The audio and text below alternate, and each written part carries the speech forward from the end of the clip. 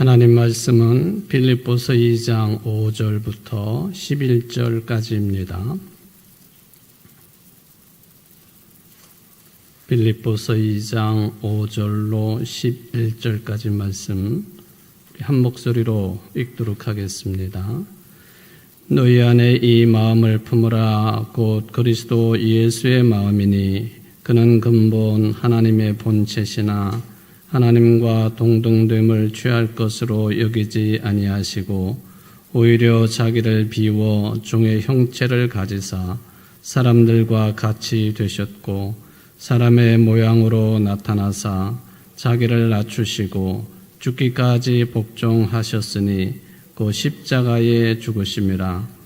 이름으로 하나님이 그를 지극히 높여 모든 이름 위에 뛰어난 이름을 주사 하늘에 있는 자들과 땅에 있는 자들과 땅 아래에 있는 자들로 모든 무릎을 예수의 이름에 꿇게 하시고 모든 입으로 예수 그리스도를 주라 시인하여 하나님 아버지께 영광을 돌리게 하셨느니라. 아멘. 지난 시간까지 세 번에 걸쳐서 코이노니아라고 하는 제목으로 우리가 1절부터 4절까지 말씀을 살펴보았습니다. 빌립보서 1장부터 지난 시간까지 언급이 된 2장 4절까지 이 형식으로 따지면은 전형적인 편지글이다. 그렇게도 구분을 할 수가 있겠습니다. 1장 1절부터 2장 4절까지니까 한 장을 좀 넘게 편지 형식으로 꼭 인사말만 있는 것은 아니지만은 그런 형식을 띈 것이 분명하겠습니다.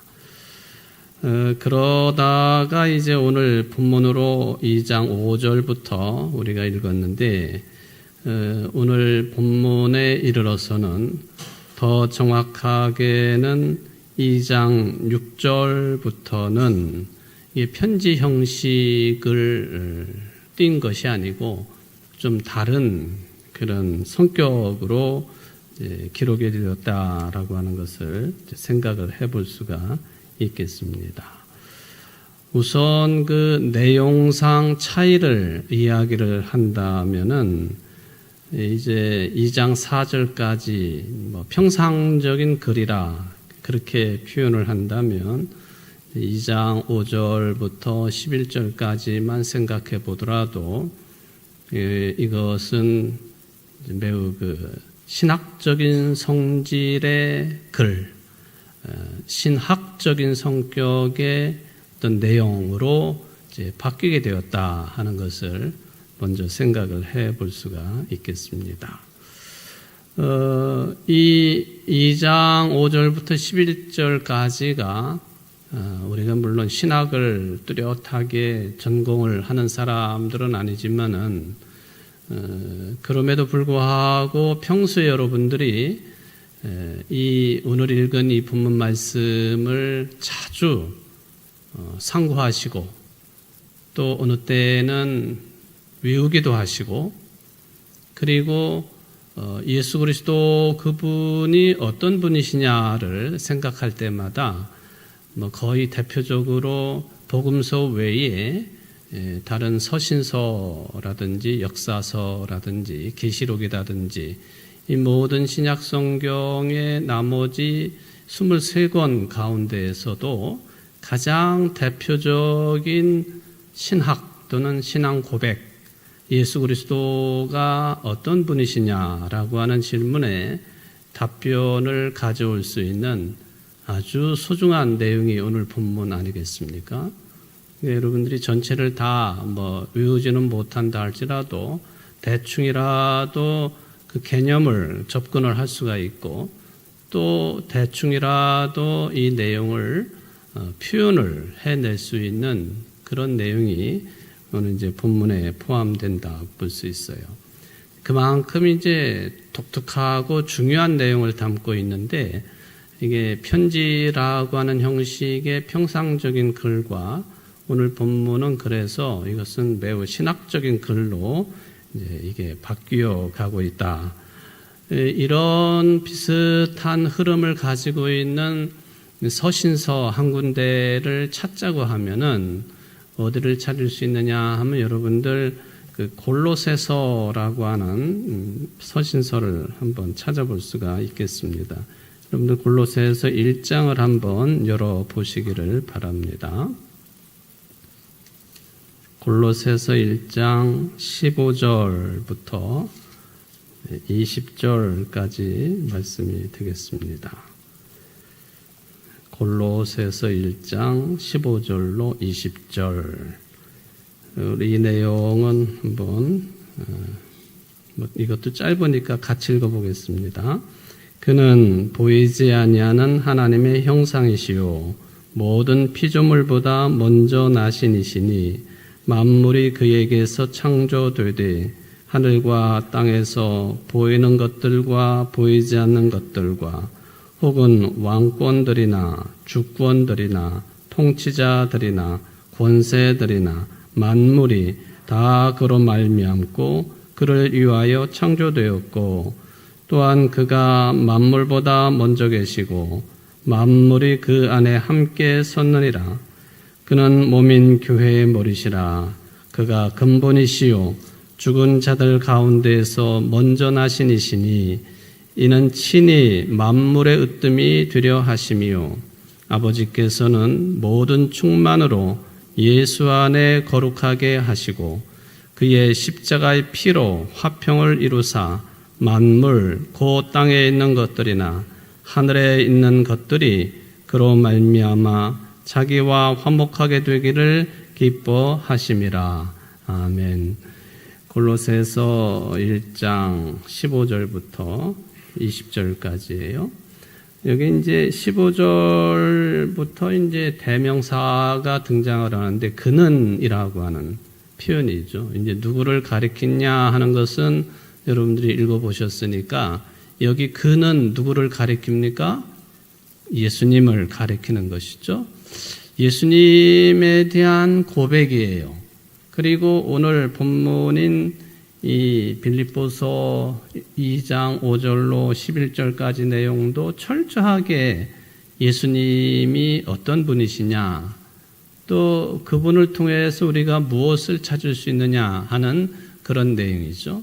표현도 다르고 그러기는 하지만은 여기 오늘 본문하고 좀 전에 함께 읽은 골로새서 1장 15절부터 20절까지 한번 비교를 해볼 필요가 있겠다는 생각을 해보게 됩니다.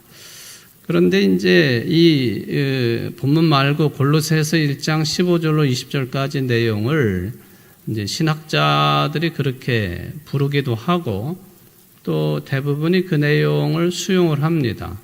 골로새서에서 나타나고 있는 그 예수님이 어떤 분이시느냐 하는 이런 질문 앞에서 소위 말하면은 우주론적 그리스도 또는 우주론적 기독론이라고 하는 그 아주 중요한 그 신학의 한 부분이 이제 제목이 붙어지고 또 내용이 전개되고 있다 하는 것을 볼 수가 있겠습니다. 상당히 그 높은 차원의 그런 신앙 고백이라고 볼 수가 있겠죠. 여러분들 이제 소위 말하면은 우주론적 기독론이라고 하는 표현을 사용을 했는데 기독론 또는 그리스도론이죠. 그러니까 그리스도론 그러면은 그리스도가 누구시냐, 그리스도가 어떤 분이시냐 하는 것을 신학 학문적인 분야로 그를 따로 세우고 그를 이제 해석하고 풀어가고 적용할 수 있는 그런 내용들 아닙니까?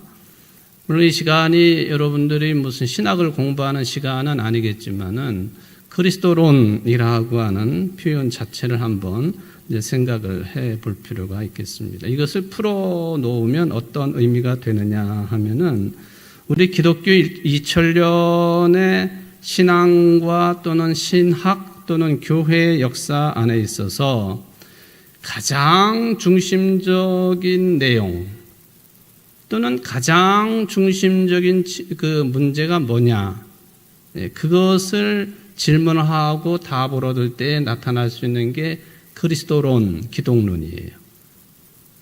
우리 여러분들의 신앙관, 또 교회의 신앙관, 이건 뭐 신학도 다 포함해가지고요. 가장 중심적인 자리, 문제, 내용. 그것은 예수 그리스도 그분은 누구신가 하는 그런 질문에 따라서 나오는 답변입니다. 예수 그리스도는 누구신가? 그 찬송 제목도 예수님이 누구신가? 우리 민노아 목사님이 이제 작사를 한 그런 찬송이지요. 그리고 유명한 마태복음 16장에 나오고 있는 것처럼 예수님께서 제자들에게 너희는 나를 누구라 하느냐? 바로 그 질문이에요. 너희는 나를 누구라고 하느냐? 예수 그리스도는 누구신지, 예수 그리스도는 어떤 분이신지, 이거를 이제 뭐 증명이라고 그럴까요? 파헤쳐내는 그런 학문 분야를 우리가 부를 때에 그리스도론이라 그렇게 부른다고 하는 것이죠. 여러분들 이것은 2000년 내내 이어져 오고 있는 과제입니다. 물론 이미 뭐 답이 주어져 있지 않습니까? 그렇게도 여러분들이 이제 말씀을 하실 수도 있겠지만 아닌 것 같아요. 지금도 예수님이 누구신지 또는 뭐 예수 그리스도가 누구이신지에 대한 질문이 계속되고 있는 거예요. 사실 그렇죠. 이제 사도신경이라든지 이런 내용들을 우리가 이제 신앙 고백을 하다가 보면 이미 정해진 내용을 가지고 우리가 신앙 고백을 하는 것이지만은 그 정해진 거기에서 뭐 한 글자를 더하거나 또는 뺄 수도 없는 그런 내용이잖아요. 마치 성경을 그렇게 우리가 대하듯이 사도신경도 마찬가지예요. 주기도문도 마찬가지고요. 물론 시대 상황에 따라서 표현을 조금 현대적인 용어, 표현을 사용하기는 하지만은 그 중심 내용은 건드릴 수가 없는 거죠. 거기에 하나님이 어떤 분이신지, 또 성령님이 어떤 분이신지, 또 뭐 교회, 또 뭐 죄의 문제, 또 마지막에 관한 내용 다 들어있지 않습니까? 그런데 가장 많은 분량을 차지하고 있고, 그러니까 가장 많은 분량을 차지하고 있다 하는 게 예수 그리스도에 관한 내용인데 가장 많은 분량을 왜 차지하고 있겠습니까? 그만큼 예수 그리스도가 누구이신지에 대한 이론이 많다 그런 이야기예요. 예수 그리스도 그분이 누구이신가에 대한 주장이 참 많이 있다 그런 이야기죠. 그거를 한 줄로 표현하기에는 부족한 거죠. 그러니까 지나간 기독교 역사 속에서 수많은 종교 회의를 통해서 그 내용들을 점검하고 또 점검하고 거기서 이상한 사람들은 이단으로 이제 쫓겨나고 그리고 그 교회 회의, 세계 교회 회의 안에서 성경에 근간을 한 그리고 모든 그리스도인들이 무리 없이 받아들일 수 있는 그런 내용들이 채택이 돼가지고 그는 이제 사도신경처럼 또는 사도신경의 이전에 중요한 신조가 니케아 신조라고 하는 신조가 있는데 그런 신조처럼 그 외에도 수많은 그 뭐 신앙 고백서, 신앙 고백문 이런 것들이 있게 마련인데 어떤 그 신앙 고백문이든 신조든지 간에 가장 중심이 되고 또 많은 내용 분량을 차지하고 있는 그 영역이 바로 예수 그리스도에 관한 내용이다 하는 거예요.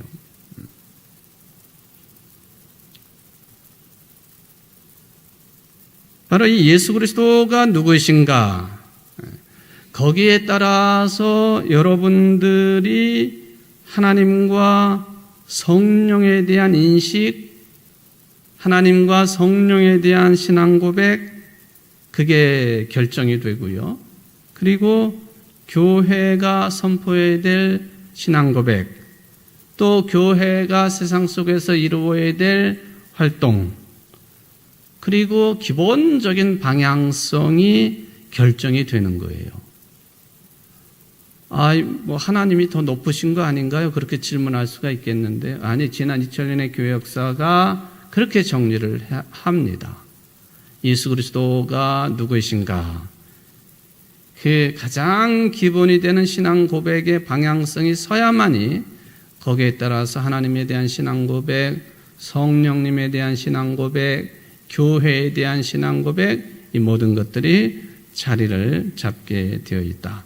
그러니까 예수 그리스도가 누구이신지, 따라서 하나님, 성령님, 교회, 신앙생활에 중요한 그런 용어나 또 우리가 섬겨야 될 대상되는 그런 분들, 이런 게 이제 뚜렷하게 결정이 돼야만이 실제적으로 세상에서 그리스도인으로 살아가야 되는 여러분들의 생활, 또 행동의 양태, 이런 게 결정되도록 되어 있다 하는 것이죠. 지금까지 2000년 동안 그랬으면 앞으로는 그럴 필요가 없겠느냐? 아니요. 앞으로도 똑같습니다. 왜? 우리가 살아가고 있는 삶의 형식과 내용들이 계속 변하기 때문에 그렇다라고 생각을 해볼 수가 있겠습니다.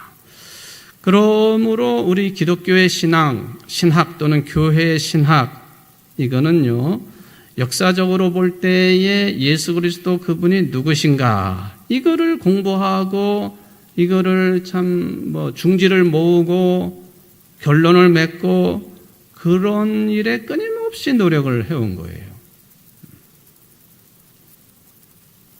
그러니까 이게 신학을 연구하는 분들이 이게 신앙 고백을 근간으로 한 그런 작업들이 되겠습니다만, 아주 첨예한 그런 갈등, 그리고 서로 물러설 수 없는 그런 주의 주장, 신앙 고백, 이런 부딪힘, 이것이 2000년 교회 역사 동안 계속되었다라고 볼 수가 있겠습니다.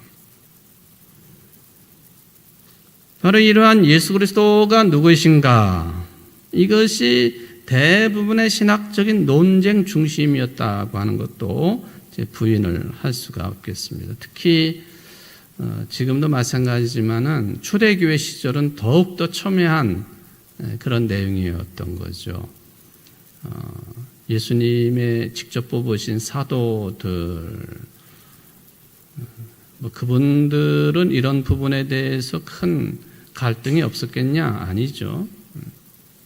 마태마가 누가 요한복음, 이 복음서를 보면은 예수님에 대해서 정리해 놓은 신앙 고백한 그런 내용들을 생각해 보면요, 이게 결코 쉽지 않은 과정이 있었다라는 것을 우리가 확인을 해야 돼요. 우리는 참 편하게 읽고 또 마음 편하게 생각할 수 있는 그런 내용들로, 또 익숙한 내용들로 접할 수 있겠지만은, 이런 복음서의 내용이 탄생하기까지 이거는 아주 복잡한 과정들이 있었고, 또 수많은 사람들이 자기들 나름대로 예수님에 대한 평, 그래서 신학적인 정리, 신앙적인 고백, 이런 것들을 엄청나게 내놓았다는 거죠. 여러분들, 예수님에 관한 이 복음서와 같은 책들, 이게 지금 우리 손에 4권의 복음서만 우리가 정경으로 채택을 해가지고 그걸 주로 이제 읽고 상고하고 적용하고 그렇습니다만은, 이 복음서라고 하는 이 범주에 들어오지는 못했지만 엄청난 숫자의 예수님에 대한 기록들이 있었던 게 사실이지 않습니까? 숫자를 다 헤아릴 수 없을 정도로 많았다는 거예요. 그 중에서 이제 기도하며 교회 지도자들이, 전 세계 교회 지도자들이 모여서 이것을 주로 북아프리카 지역을 중심으로 회의를 하면서 신약 성경 27권을 정경으로 채택할 때에 그 중에 복음서는 4권으로만 한정을 지은 거죠. 그렇게 한정 지은 근거는 분명히 있지요.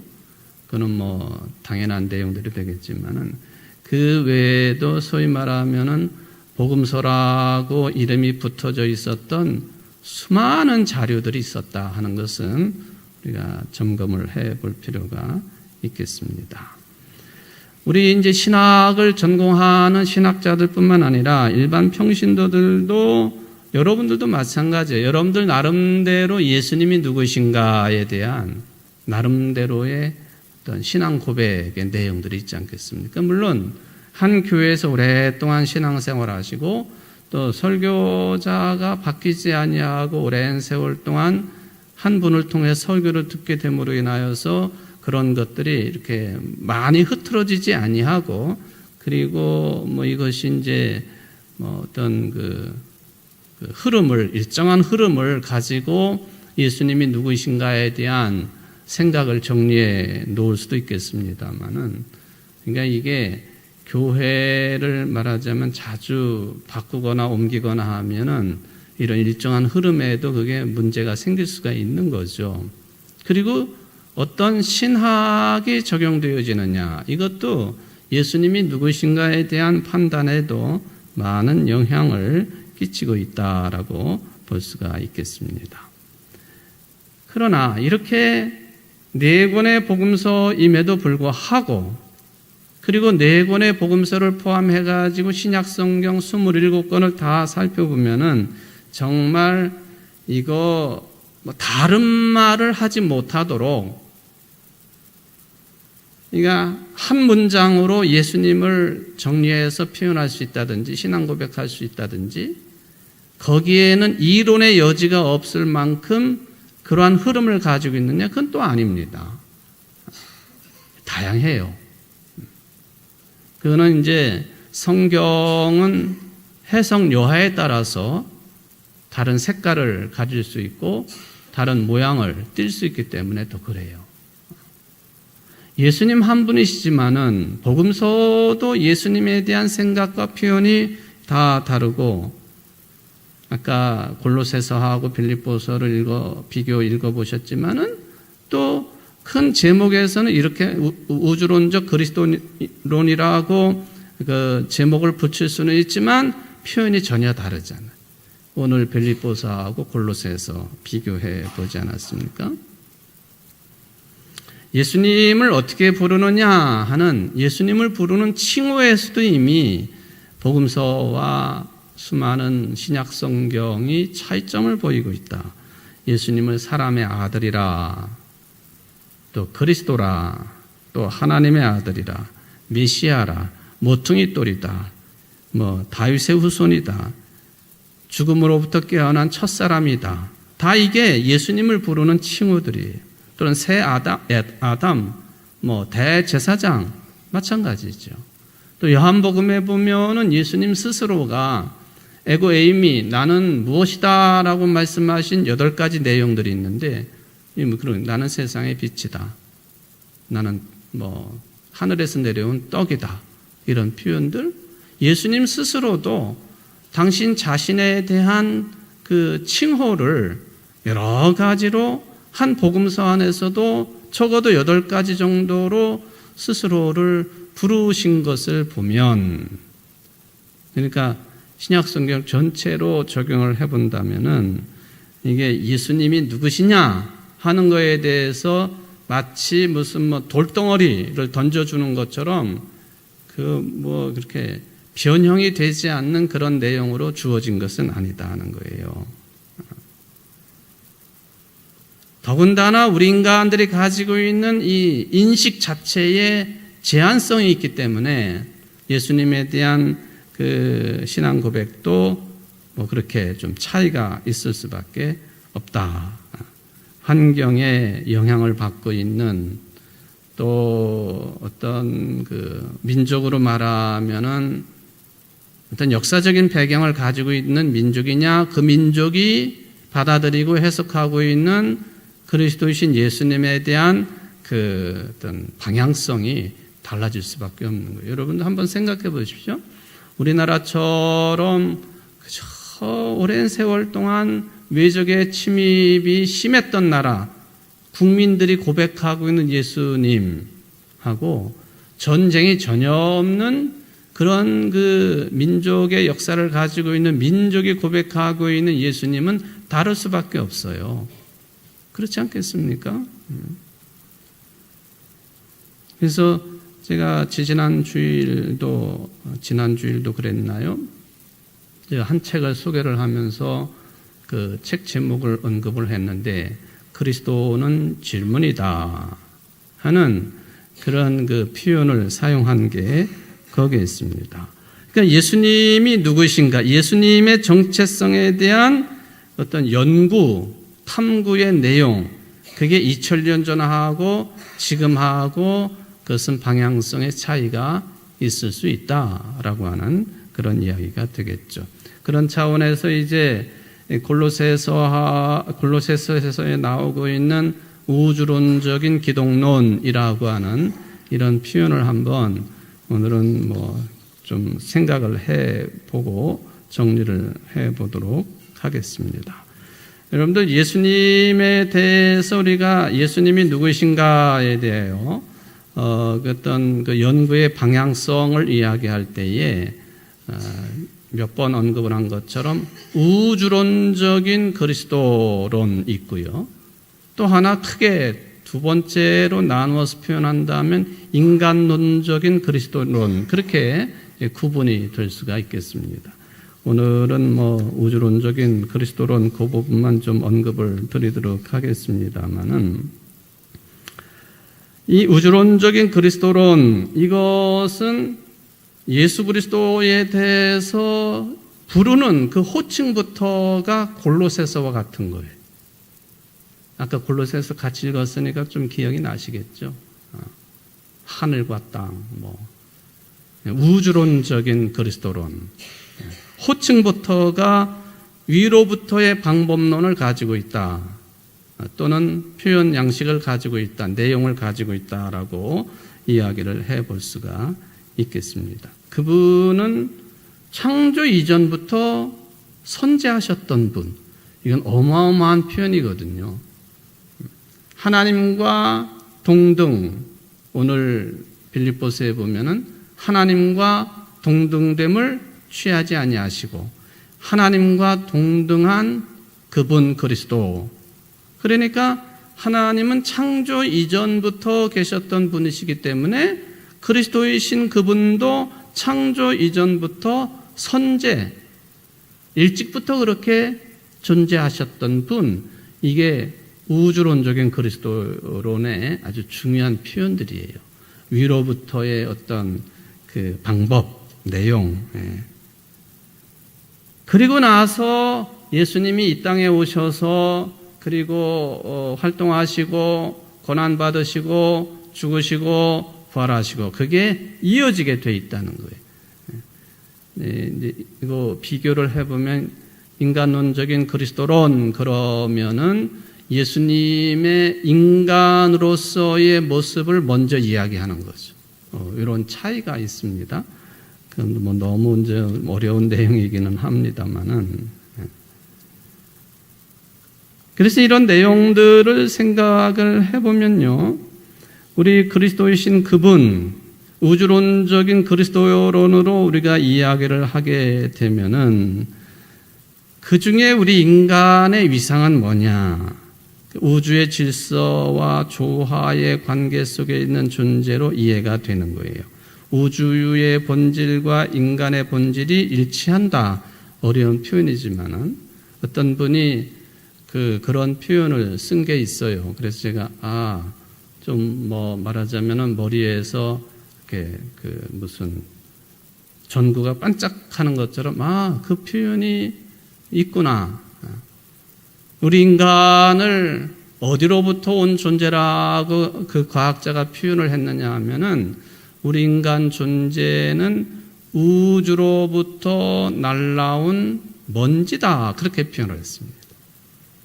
우주로부터 지구로 날라 들어온 먼지 또는 티끌이라고 하는 표현이죠. 그분이 무슨 신학자이거나 아니면은 뭐 신앙인이거나 하지는 않아요. 그런데도 우리 인간 존재가 어디로부터 온 것이냐라고 할 때 우주, 저 깜깜한 우주로부터 날라온 먼지, 그게 우리 인류의 뿌리라고 표현을 해요. 여러분 신박하지 않습니까? 그 양반이 무슨 신구약 성경을 이게 꿰뚫어 본 그런 분이 아니라고 할 수 있겠는데, 그런데 창세기로부터 우리 인간의 죽음을, 특히 시편에서도 자주 그렇습니다만은 우리 인간들을 표현을 할 때에 이게 티끌이라든지 또는 흙이라든지 또는 먼지라든지 이게 우리 신앙적인 표현 아닙니까? 그렇잖아요? 옛날에는 다 땅을 파고 돌아가시면 매장을 거의 했지만은 요즘은 이 가장 보수적인 입장을 가지고 있는 우리 충청도에서도 화장이 90% 이상 넘어가지 않나요? 그러니까 처음에 화장 문화가 막 시작이 되었을 때 이 충청도의 화장률이 제일 낮았어요. 그만큼 보수적인 생각을 가지고 있던 지역이다, 그런 이야기죠. 근데 지금은 어쩔 수가 없어요.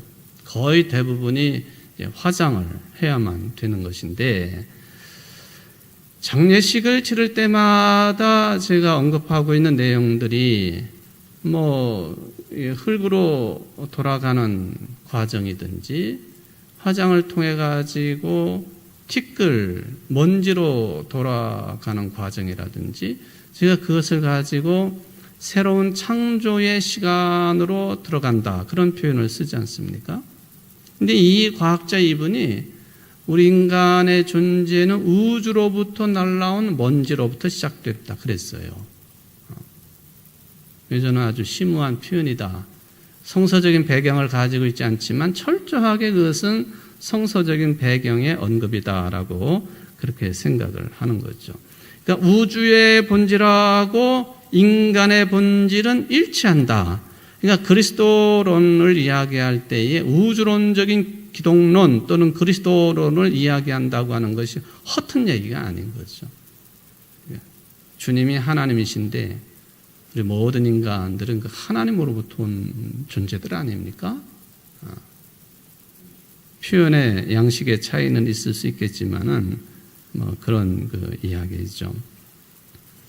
그리스 땅에 가보면은 델피 신전이라고 하는 곳이 있죠. 델피 신전에 우리가 흔히 소크라테스가 이 말을 했다라고 알려져 있지만, 이미 델피 신전에 가보면은 어떤 구석에 헬라어이겠습니다만 너 자신을 알라라고 하는 글귀가 쓰여져 있습니다. 너 자신을 알라. 이게 무슨 의미예요? 인간이라고 하는 존재는 신적인 존재가 아니다. 우리식으로 말하면 하나님이 아니다라는 거예요. 그러므로 필멸, 반드시 죽게 되어 있고 이 몸뚱아리는 사라지게 되어 있다. 그것을 알라. 이게 너 자신을 알라라고 하는 그런 그 문장의 의미입니다. 그러니까 땅의 운명에 매어져 있는 우리 인간, 신적인 존재 하나님은 영원하시지만은 우리 인간들은 유한하다. 사멸할 수밖에 없다. 그렇다면 우리 기독교 신앙에 있어서 이렇게 필멸, 사멸할 수밖에 없는 우리 인간들이 영원히 살 수 있는 길은 그럼 뭐냐? 구원의 길이 뭐냐? 그는 하나님의 품성에 참여하는 거죠. 하나님의 품성에 참여하는 거죠. 그러면은 이제 그 다른 말로 표현하면 하나님과의 일치, 그리스도와의 일치를 이루게 되면 그리스도 하나님은 영원하신 존재이기 때문에 필멸할 수밖에 없는 우리 인생들이 그 영원한 존재이신 하나님과 그리스도와 일치를 이루게 되면은 영생의 존재, 구원의 삶이 이루어지는 것이다. 이게 이제 우리 기독교의 진리가 아니겠습니까? 바로 우주론적인 그리스도론을 이야기하면 하나님과 예수 그리스도는 한 분, 그리고 우리가 거기에 참여해서 일치가 되고, 그것을 위해서 하나님이신 예수님은 말하자면 인간의 몸을 입고 이 땅에 오시고, 이게 지금 이제 빌립보서 2장 5절부터 11절까지 너무나도 유명하고 잘 알려진 그런 내용이 되겠습니다만은 이 내용의 중요한 의미라고 생각을 해볼 수가 있겠습니다. 눈으로 볼 수 없는 하나님의 형상, 하나님과 동일한 본질이면서도 그게 이제 우리 인간들의 구원을 위해서 말하자면 인간으로 오신 분, 그게 이제 빌립보서에서도 그렇고 골로새서도 그렇고 예수님에 대한 아주 위대한 신앙 고백이고, 그런 고백은 위로부터 오는 내용이기 때문에 그래서 그것을 우주론적인 그리스도론이다, 그렇게 이제 표현을 한다라고 말씀을 드릴 수가 있겠습니다. 조금 복잡한 내용이기는 합니다만은 제가 설명을 드린 아주 더 복잡한 내용인데 하여튼 저는 최선을 다해서 제가 이해를 하고 여러분들에게 전하기는 하지만 이 내용조차도 쉽게 이해하기가 안 되는 내용인 것은 제가 잘 압니다. 한번 이런 내용들을 생각하시면서 여러분들 5절부터 11절까지 내용을 다시 한 번만 우리가 한 목소리로 읽어보시고 오늘 말씀을 정리하도록 하겠습니다. 너희 안에 이 마음을 품으라. 곧 그리스도 예수의 마음이니 그는 근본 하나님의 본체시나 하나님과 동등됨을 취할 것으로 여기지 아니하시고 오히려 자기를 비워 종의 형체를 가지사 사람들과 같이 되셨고 사람의 모양으로 나타나사 자기를 낮추시고 죽기까지 복종하셨으니 곧 십자가에 죽으심이라. 이러므로 하나님이 그를 지극히 높여 모든 이름 위에 뛰어난 이름을 주사 하늘에 있는 자들과 땅에 있는 자들과 땅 아래에 있는 자들로 모든 무릎을 예수의 이름에 꿇게 하시고 모든 입으로 예수 그리스도를 주라 시인하여 하나님 아버지께 영광을 돌리게 하셨느니라. 아멘. 보십시오. 6절 아주 중요한 아주 그 내용상에 확 변화가 있다고 그랬죠.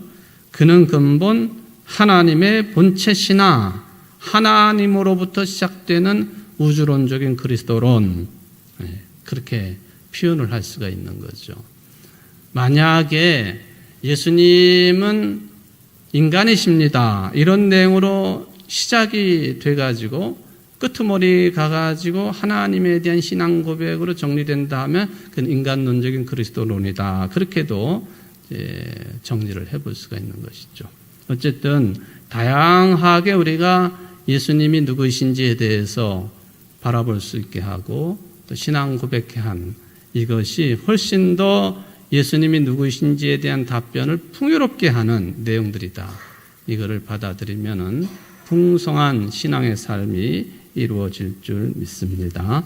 기도하십시다. 고마우신 하나님 아버지, 예수님이 누구이신지 이 문제 때문에 참으로 오랜 세월 동안에 거의 2000년 가까이 이 문제 때문에 갈등도 있었고 어려움도 겪었었고 그리고 정통이다 이단이다 하는 문제도 구별이 되고 했던 것을 우리는 잘 알고 있습니다.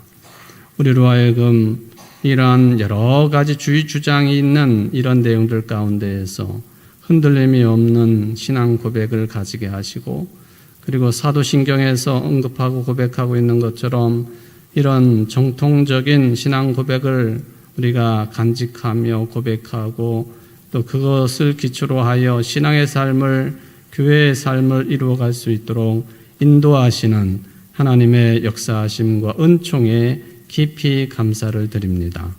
오늘 우주론적인 그리스도론이라고 하는 대주제 하에서 예수님에 관해서 신앙 고백을 할 때에 우주를 언급이 되어지고 또 하나님이 먼저 신앙 고백되어지고 그런 가운데 예수님은 오셔서 죽기까지 하시고 부활하신 예수님이라고 하는 어떤 순차적인 예수님에 대한 언급, 이 내용도 우리의 신앙을 풍요롭게 하는 놀라운 내용이 담겨 있다고 하는 것을 확인을 하게 되었습니다. 주님, 우리들 속에서 또 입을 통하여 그리고 실제 생활을 통하여 예수님이 누구신지를 증언하는 데 있어서 아주 풍요로운 그런 빛을 발할 수 있는 성숙하고 성실한 우리 청주제일교회 모든 성도들이 될 수 있도록 도와주옵소서. 어느 때에는 예수님이 이분이시다라고 오랜 세월 동안 내가 주장하고 또 이제 생각해봤던 내용 외에는 다른 것은 받아들일 수 없다라는 그런 신앙적인 고집이 있을 수도 있겠습니다만은 한번 내려놓고 또 중요하게 다루어지고 있는 이런 내용들을 한번 더 깊이 생각해 보면서 예수님에 대한 신앙 고백의 다양성이 있을 수 있다고 하는 것을 확인할 수 있는 성숙한 우리 성도들이 다 되어질 수 있도록 은총을 내리워 주옵소서. 예수님의 이름으로 간절히 기도하옵나이다. 아멘.